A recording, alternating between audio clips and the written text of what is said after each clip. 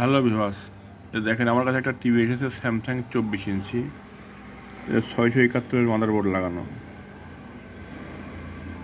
671-এর motherboard লাগানো TV কিন্তু দেখে একবারে ফ্রেশ, কোনো সমস্যা নাই।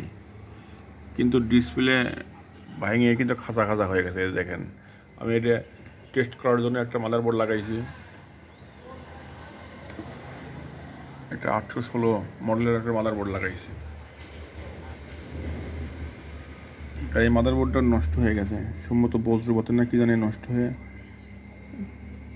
এখানে 431 নষ্ট হয়ে গেছে। মানে পাওয়ার সমস্যা। আকাশ ধরো তো একটু কভারটা, এই টিভির কভারটা ধরো তো। দেখেন এটা কিপ্যাড দিয়ে চালু করি টিভিটা। দেখেন চালু করলাম, স্ট্যান্ড বাই। দেখেন কি অবস্থা ডিসপ্লে ভেঙে চুরি শেষ।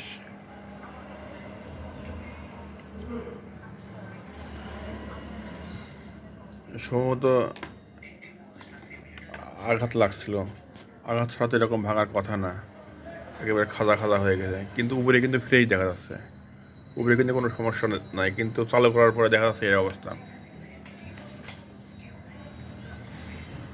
এটা ডিসপ্লে চেঞ্জ করা ছাড়া কোনো উপায় নাই, এটা চেঞ্জ করতে হবে।